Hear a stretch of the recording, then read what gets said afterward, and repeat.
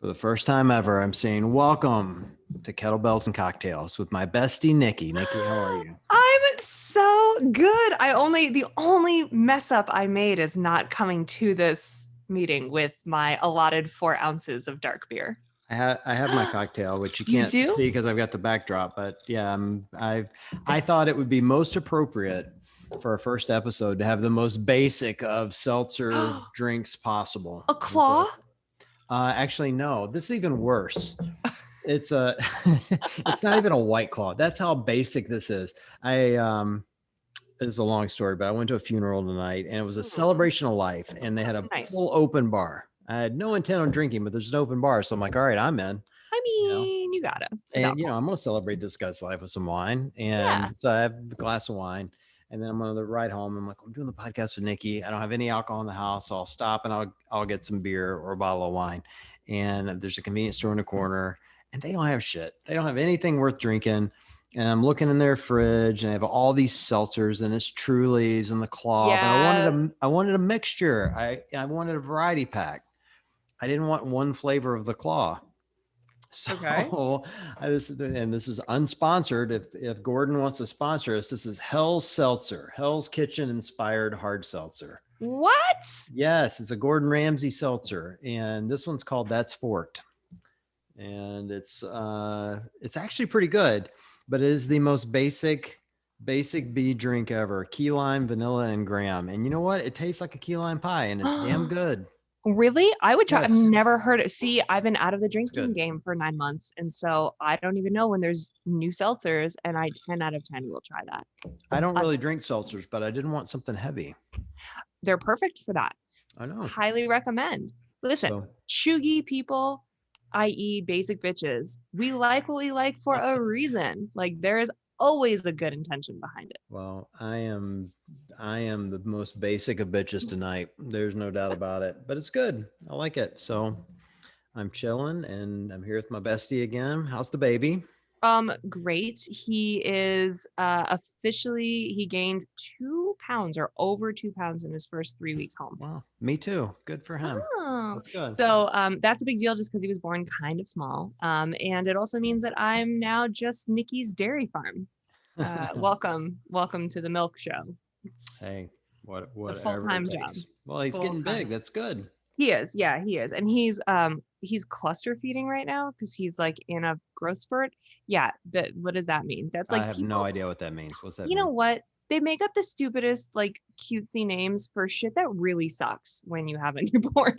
Cluster feeding is when like newborns eat every 2 to 3 hours normally, but if they're in a growth spurt, they eat way more often than that. So like right now for the last day, he's been eating every 40-ish minutes. Oh, okay. So fun overnight. Yeah. So fun at nighttime. Sounds like me after a really long workout.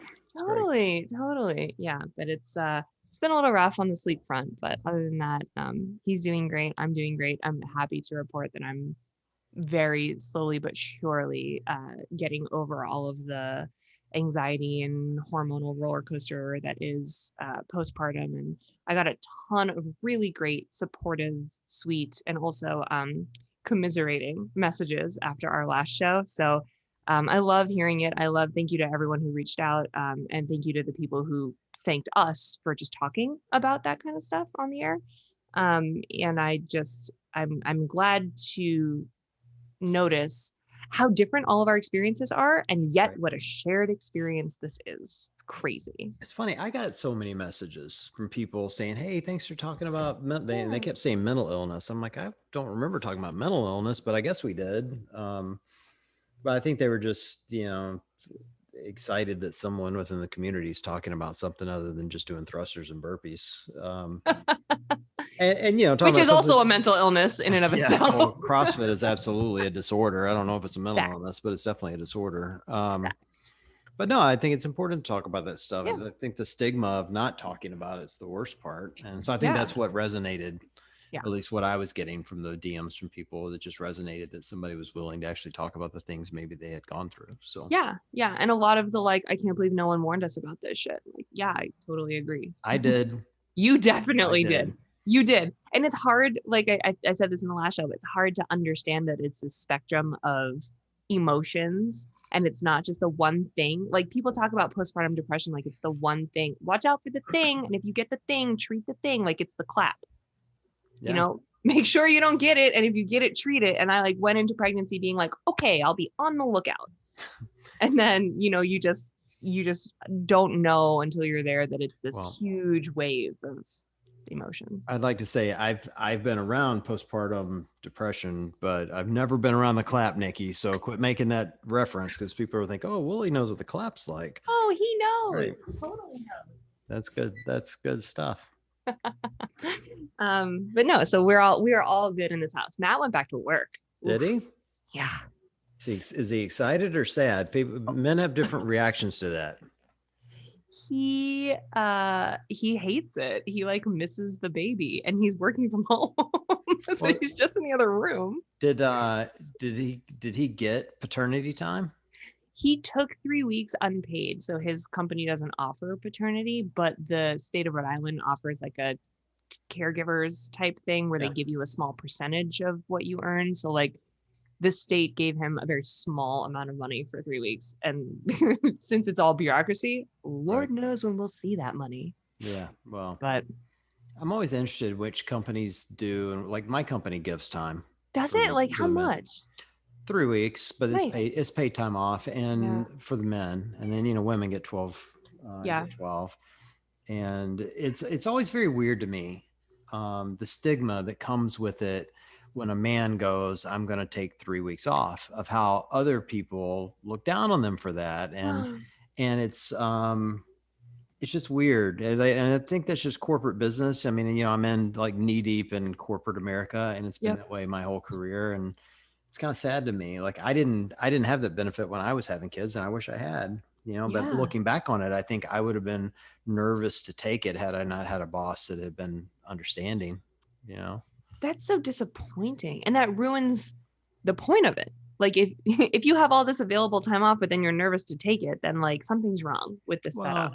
I don't know if they're nervous to take it as much as there's just a stigma attached. And, I had a colleague that works for me that his wife just had a baby and he took it off, and I was excited for him. Like, we sent him a onesie and a little gift packet and, try to do all that. Cause I think you should celebrate that stuff and not make, dudes feel weird for taking time off to be with their spouse. Like that's when their spouse needs them most. It's just unfortunate. I think that, and maybe this is just an American thing, but just that, U.S. business looks so down on men for taking time off to be with their families, Yeah, it's definitely a U.S. thing. It doesn't happen. Other countries have awesome maternity and paternity. I think in Iceland, both parents get a year off.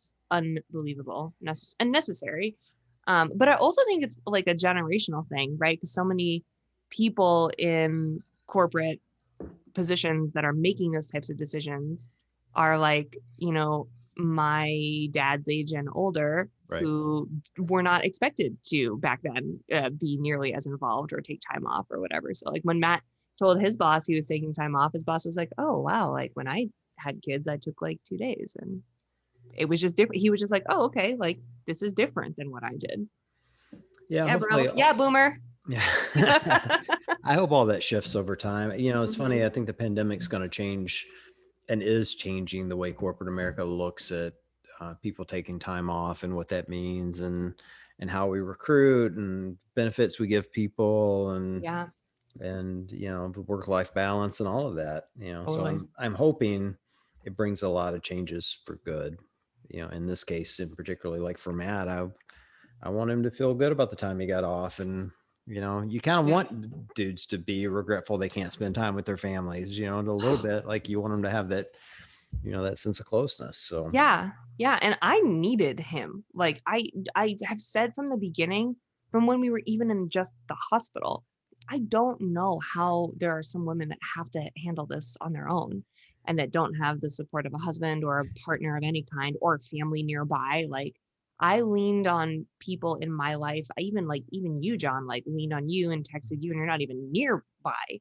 Like I'm leaning on all sorts of people that I need right now. And if I didn't have him around, and if he didn't quickly learn how to become a dad and a therapist and a super husband and whatever all at once, like I would have been in pieces. Yeah. it would have sucked even more than it did. I mean, when my girls were little, my mom came up, and you know, my ex-wife, her family lives here, but you know, my family's in Mississippi. My mom came up for a few weeks and stayed Yep. with us and helped with the baby and Yep. did all that. And you know, looking back on it, you know, I'm, you know, same thing. I was young. I didn't know what the hell I was doing. You know, I didn't know how to, you know, they don't train you to take care of babies. You They just have don't. them. Like Yeah. any jerk can have a kid, you know, Uh-huh. and Uh-huh. I'm proof of that. I had two. So My mom came down, so same thing. So Matt went back to work and she came down. She's going to stay with us for a couple of weeks to help. But I will say the one weird thing, because I'm so close to my mom and I'm so happy and I feel so lucky to have her here, but I need to totally retrain her on how to take care of an infant because it's completely different. Like yeah. back in the day, like when I told her that like they sleep on their backs now, she was like, no, they don't. And I was like, yeah. And she was like, I put you to sleep on your stomach. And I'm like, well, you sure should put Mikey to sleep on his back. You're lucky Like, I lived. Well, like they did I everything different when I was a baby. Like, you know, I don't know if I've told this story. Have I ever told you a story about my mom having the car wreck when my oldest sister was a baby? No. Yeah. What? So my older sister, Lori, who probably listens to the show, she may hear the story, and God forgive me if I get this wrong, because she'll send me text messages and correct me. But basically, here's the gist of it. Mom was driving this Volkswagen Beetle. So this would have been, Lori is 4 years older than me. She would have been born in 1966. Okay. She was an infant. So it would have been late 60s, right? And she's got Lori wrapped up in a blanket, laying in the back seat of the Volkswagen Beetle. No such thing as car seats. Like, you know, car seats weren't a thing. They certainly weren't required. And mom's driving this thing, totals the Beetle, totals it. No. Is in the hospital for weeks. Your mom is? Get out. Lori rolls into the floorboard and is perfectly fine. Perfectly fine. Yeah. I'm in shock. Yeah, and mom was in the hospital for a while over that wreck. Apparently, I mean, I wasn't even born yet. So, and spoiler alert, she was fine. Are you serious? Oh my God. And I distinctly remember. I think I kind of got into in my story on this last week. I distinctly remember growing up. My dad had this old Roy had this blue Ford. It was a Nova maybe or something. It had the big couch front seat. Yeah. You remember those couch front seats?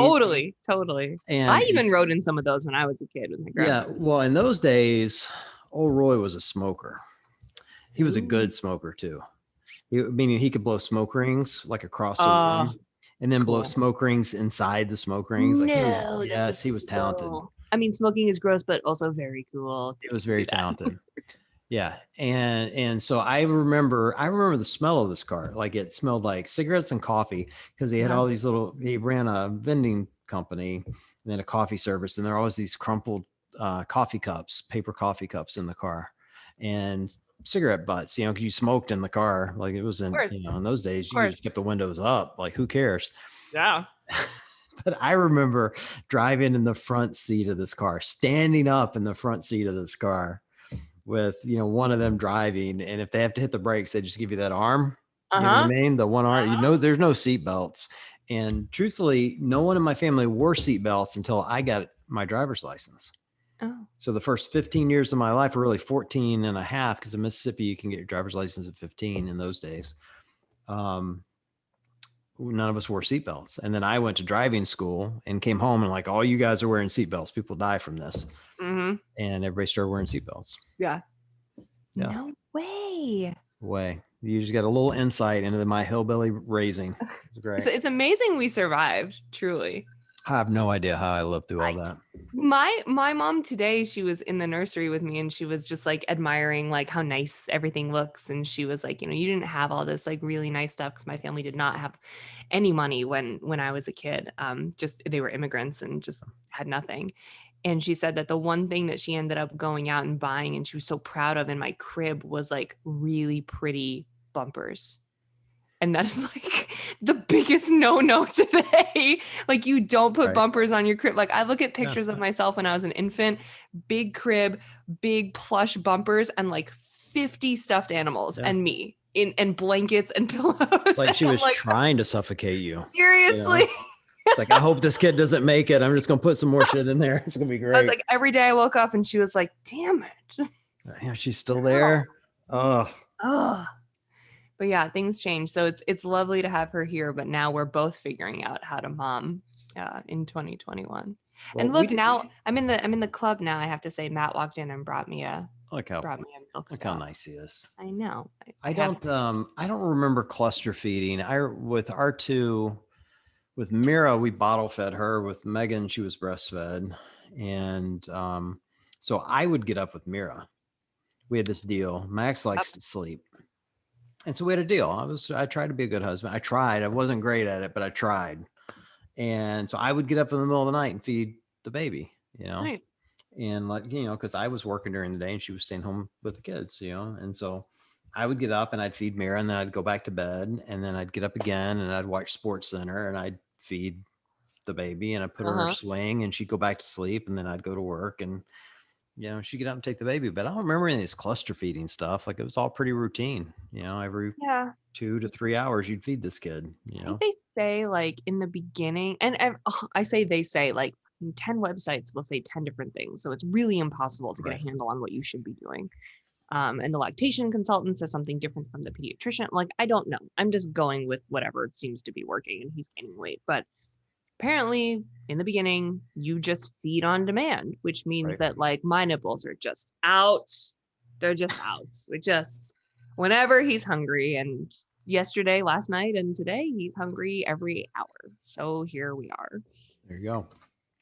Well, the difference between the first and second baby, Niki, the first one, they're getting all the pristine stuff. Like after you start weaning them, you're going to be like pureeing carrots and peas and making, you're not going to buy the store-bought mashed stuff. You're going to make your own. It's got to be organic. I have the baby food maker. I have it. Yeah. Not even that it's be organic. It'll have to be, picked in Rhode Island. That's how picky you'll be. With the second kid, you'll be like, give that kid an Oreo. Shut the fuck up. Like, that's what we were like. Like the first kid got everything. Megan's poor Meg, man. It's just like, give her a Big Mac. She'll be fine. Yeah. She'll be all right.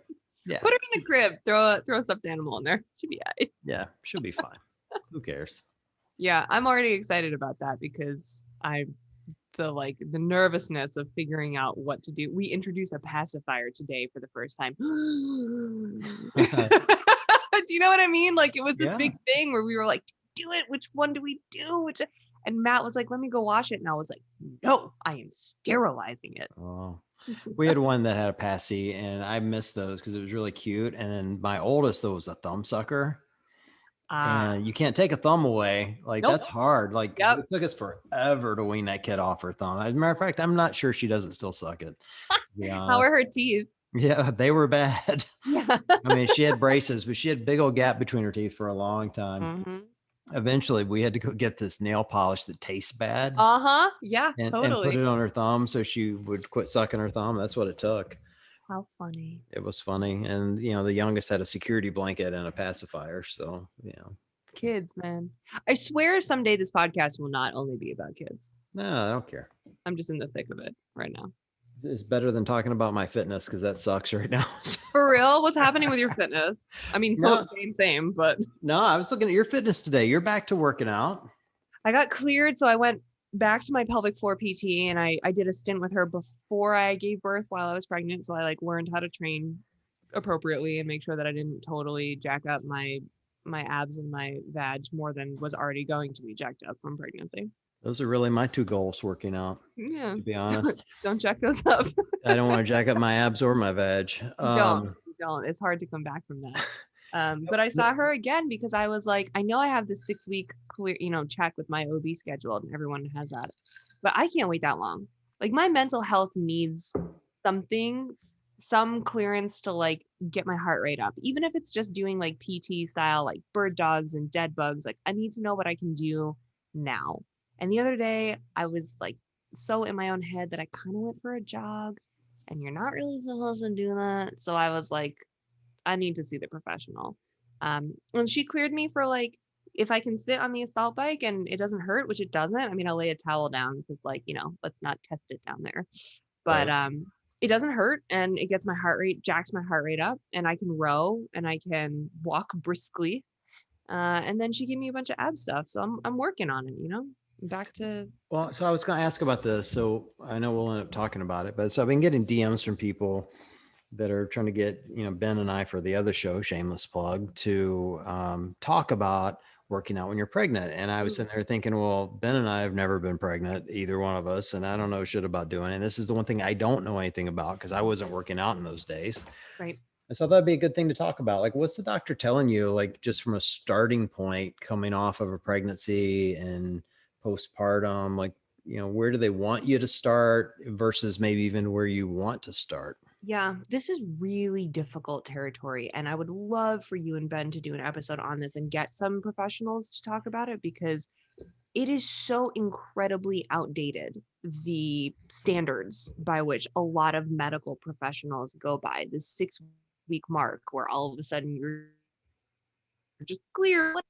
And it's so not situational, and it should be. And in functional fitness and CrossFit and weightlifting, there are no studies. Like, there's a lot of information on like running in pregnancy, yoga in pregnancy, but when it comes to like weightlifting in pregnancy and postpartum and CrossFit, high intensity training, that kind of stuff, there's nothing because it's relatively new, and there's still plenty of people that don't think women do that. Right. So there are some really niche professionals who have built their careers around, pelvic floor PT type stuff, pregnant and postpartum exercise specifically. Brianna Battles is a really good resource. I know I've mentioned her name on the podcast before. I bought her program when I was pregnant. And it's just, some medical professionals will look at you and be like, yeah, you're fine to whatever you've been doing pre-pregnancy, keep doing. But in the same breath, they'll be like, well, we tell pregnant women not to lift more than 25 pounds. And then you give birth, and then you Right. magically get to the 6 week mark where you're cleared to quote unquote go back to exercise. And I'm like, well, what does that mean? Like, when can I get Right. under a barbell again? At what percentage of my old one rep? There are people who talk about your heart rate, and that's way outdated, we've learned, but there are still plenty of doctors that go by that. So it's just so much misinformation that I personally found. Finding a niche, like, this is a program for CrossFitters or for weightlifters that specifically deals with pregnancy and has someone at the helm that has a lot of certifications, or that is a pelvic floor PT or some combination of the two. That was the magic recipe for me. And it's just a shame, man. It's a shame that doctors aren't up on that kind of stuff all the time.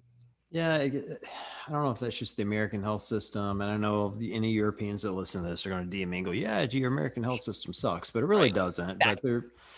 And there are parts that do, but parts that don't. But it is disappointing to me that we're still in an age where the doctors are all so in different camps on what they count as exercise. Yeah. It's like, so they tell you, oh, just go back to doing what you're doing before, with no idea what you were doing before. They just think, oh, well, she's a woman. She was probably walking around the block Jazzercising. and doing jazzercise. Yeah. Yep. Oh, Yep. she's doing aerobics. It's like, come on. I know. And like the number of people who said to me, like, don't worry, like your body will tell you, you'll downregulate before you do anything that could be harmful for your baby. I was like, bitch, like I made the last 10 years of my fitness career out of Right. not knowing when to stop. Like, the whole point of high intensity training is pushing past that point. You're like, I'm going to give myself rhabdo just to prove a point. Come on. Like, I didn't know. I did not, my body did not tell me when to stop because I have been training for 11 years to push past the point of wanting to stop. So like that advice doesn't help me either. Like that me. No. Well, we are going to do an episode on it for whatever it's worth. And we have a coach that has had several babies that's going to come on and talk about it. But for me, it's just an interesting topic. And I think for CrossFitters, like I think of all the elite athletes that have had babies lately, which is, I think, a great story. But there's also, for me, there's a little bit of a relatability disconnect, because I think of someone like Cara or Annie who are spectacular, but I also know they're games athletes, and what they can do everything 3 times as well as us normal humans. For sure. So to think like they come back and 6 months later they're back to lifting whatever their RX was, and I I just hate the thought of, other, CrossFitters out there having babies thinking, oh, well, if I'm not back to where I was 6 months later, I'm a failure. And I just don't think that's true. Like No. I don't know anything about working out after baby, but I've seen babies being born twice.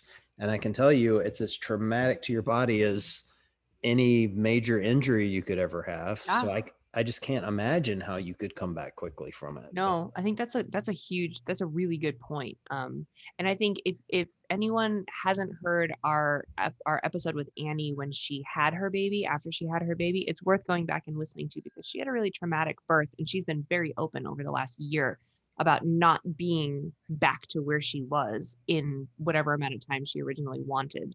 It took her a long time to come back. So I think that's a huge point, John, is like afterwards giving yourself some grace to figure out what your timeline should be based on what you went through. And it's not going to be the same as someone else. Again, just like the postpartum stuff, like such different experiences, yet such a shared experience. So weird. Well, and there's a couple of different ways you can have the baby as well that impacts your body. So if you have a cesarean Totally. section, it's a much different impact to your body physically than if you have, a quote unquote natural birth. Yeah. Oh my God, it's major abdominal surgery. I mean, some women can't drive or walk upstairs for weeks. Like the fact that I can sit on an assault bike at 3 weeks postpartum is a big deal. Like that is not going to be everyone's story. Had super minimal tearing. I was had a tiny baby. Like it just happened. But there are plenty of women who for 12 weeks aren't going to feel comfortable moving their bodies. And that's totally fine too. I just needed something. I just needed sweat. I needed like to jack my heart rate. Oh, it's funny. I saw the video of you on the assault bike and you had the towel. You mentioned the towel. Yeah. And I noticed it and I laughed for a second and I thought, man, I didn't even consider that you would have to do that, but it totally makes sense. It's like yes, protecting my perineal. What do you call that? Taint. I'll just say taint. You have to bleep that out. Sorry. No, I don't think that's okay. Okay. It's not like you took the Lord's name in vain, Niki. Oh, of course, that would be so much worse. Yeah, no, you're allowed to say that. You can say taint, hoo-ha. I can give you a dozen words you could say for that. Is there another word for taint? I think it's called perineum. Gooch. That's the other word for it. Gooch. No, cooch. Hooch. Gooch. Gooch. Gooch. Carry your gooch. You never heard that? I need to protect my gooch, so that it is gooch down there. Yeah. Well, I think everyone knows what taint means, so that's fine. Okay, good. Yeah. And I actually was thinking about buying like a comfortable bike seat. That's something our buddy Joel, who's as many reviews as possible, had posted a little while ago, like a really comfortable bike seat he bought off Amazon and put on his assault bike. And I was like, Oh, I think the assault bike seat's pretty comfortable compared to the rest of the bike. It's just fine. It's facts. Totally true. Totally true. Totally true. And now I need to like broaden my bike situation and my run walk situation. Yeah, like I got to get like a C2 bike and I got to get like an assault air runner, so that because I can't run, I got to walk. Right. So that thing sucks. Feels like you're walking uphill. I got to get all the things so I can get. Sounds like you need to send a DM over to Assault Bike and see if you can get some deals rolling. I rode my assault bike at home 2 days ago. I hate that thing. I still hate it. As soon as I got on it, I'm like, yep, still don't like it. Still terrible. Same, but I'm thrilled to be on it. So I'll sprint 10 calories and then I'll do some like bird dogs, and then I'll like sprint 10 calories and then I'll do some like laying on my back, breathing, marching type things, like some PT movements, and I'll just kind of run through that circuit a few times a week. Well, I'm glad you're back into it. That's good to hear. Well, I'll do some research and I'll bring someone on so you can listen, and maybe we can drop some knowledge bombs on pregnancy. It won't be me. It'll be whoever the guest is. I'll ask them about their taint just for you though. Thank you. Please do. I would love that. I would love to listen to that on the Scale and Bail podcast. And can I just shameless plug it for a second? Sure. Knock yourself out. If you haven't listened to John's other podcast, not his favorite, this is his favorite, but if you haven't listened to John's other podcast with Ben from Wad Prep, you should. And as someone who is I'm very picky about my content right now because I'm consuming a lot of it while I'm a dairy cow. I don't know, John, like you and Ben, like you sound awesome. And I love the topics that you guys are covering. And I love how chill you are. It's like that podcast, Scale and Bale, is like the perfect amount of like, I'm interested because I'm a CrossFitter, but also I like to get to know you guys. And also it's like not stressful and doesn't like raise my blood pressure. And like, it's just chill. And I like, it feels like I'm hanging out with my friends. Well, so here's the genesis of that. So, Ben's been on the show with us a number of times. And so I've known Ben for a long time. We chat from time to time, and he's about as smart a coach as I've ever met. I Sure. mean, he knows, he's just a wee babe. He's 30 years old, but he's forgotten more about CrossFit, or the specifics of movements than I will probably ever know, and he's a hell of a good athlete on his own. Oh, yeah. And so his company, Wide Prep, they have this huge masters group, just this gigantic group of masters that get together. And so he and I were talking. I'm like, I've always wanted, or I wish I had a resource when I started CrossFit to tell me all the things I shouldn't be doing. That was my biggest complaint looking back, is I just made mistake after mistake after mistake. And I didn't have like someone holding my hands through all those issues. And Ben knows what all those mistakes are, and so I approached him and I'm like, hey, I think there's a market for people my age that are working out, and for new CrossFitters that don't know what the hell they're doing, or both, right? Where we could help people. And I'm like, does Wide Prep have a podcast? He's like, nope. I'm like, you need one. And he's like, well, I don't think anybody would want to listen to me. I'm like, I think they would. I think you're smart. Yeah. Let's try it. And these things don't take that much time to do. And, I have no life. So what's one more thing in my life? And so that was the genesis of it. And it's been a lot of fun so far. The most fun part for me has been similar to what we get here. It's just a much different experience for me, is people messaging going, hey, could you talk about this? I want to know more of. I think with this show, it becomes about our lives and the athletes, and talking about like the things that are going on in their lives. It's more of a lifestyle thing. And I really like that. I like that. For me, this is the more fun show, Niki, but or at least to, just talk and produce and that sort of thing. But Scale and Bale has been fun because people are actually messaging and asking to learn things. And when we talk about something, they seem really appreciative. And so the kind of the early feedback has been really fun for us. So I love it.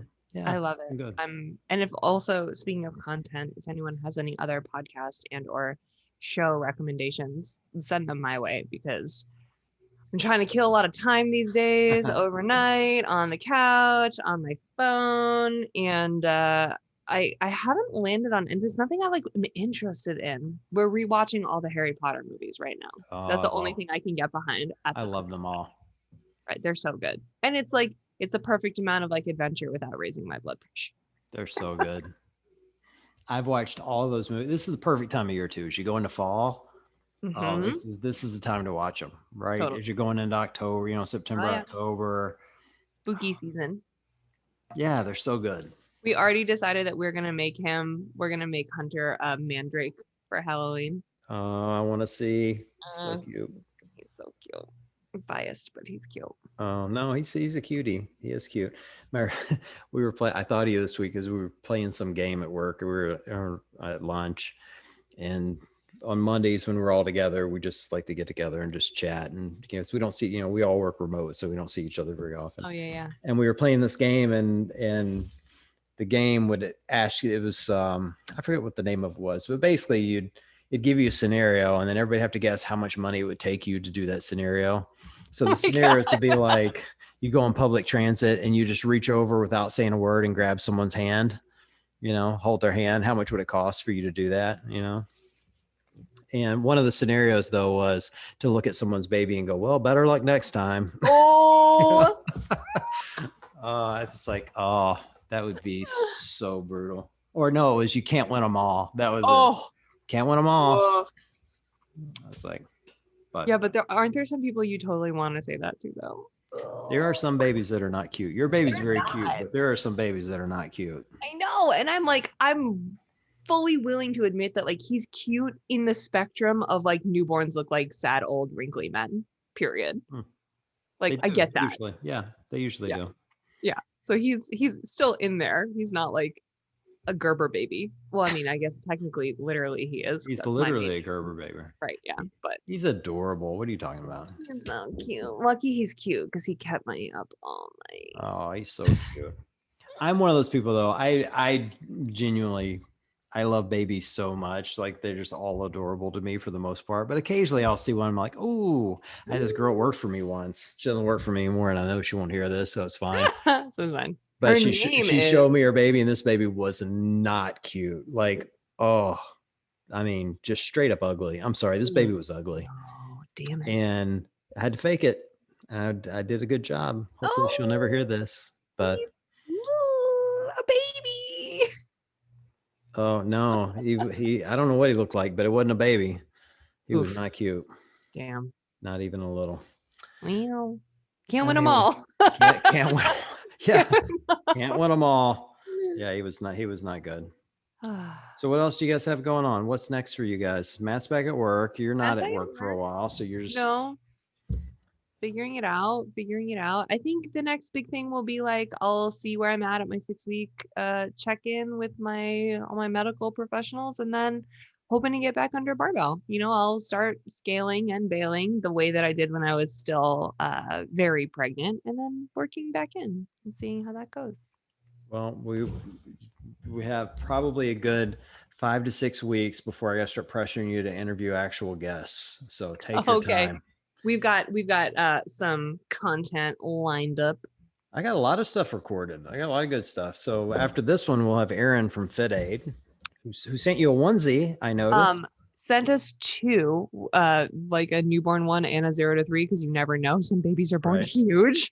Right. We have the opposite problem, but some babies are born at like 9 or 10 pounds and they don't even wear newborn clothes. But yeah, Fit Aid. We're a Fit Aid family. I think anyone who follows us on Instagram knows.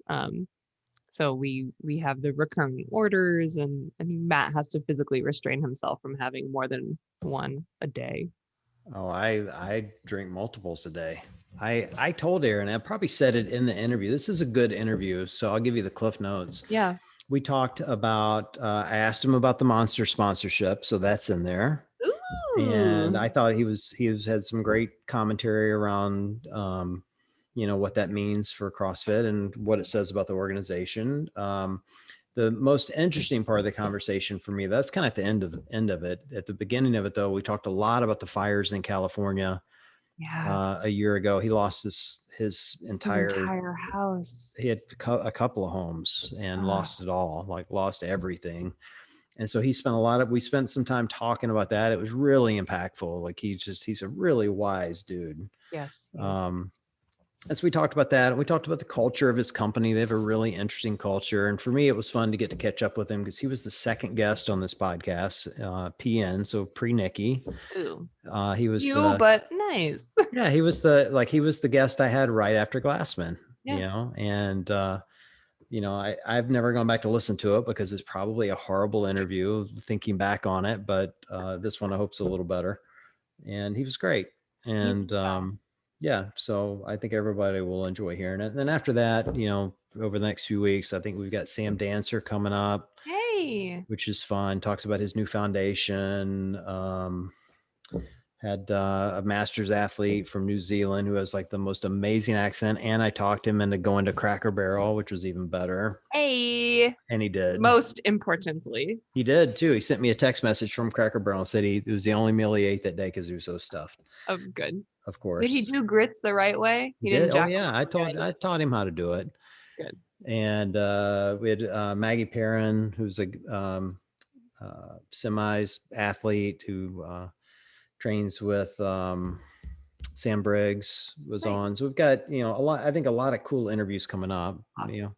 Not the same without you, but I still I love to hear him. I do. And I'm forever grateful that you were able to catch up with those people in and around games, because I was very pregnant and very busy on the broadcast. Yeah, you're not allowed to do that again, because that kept me hopping during the games. I didn't like working that hard. That's a lot of work, man. Yeah, I might never do that again because my feet were so swollen. You got some great pictures out of it. The games reposted you this week, an amazing photo of So you standing sweet. under the bleachers. And did you notice the guy in the forefront of that photo was, Dimitri Klokov. yeah, Klokov? Yeah.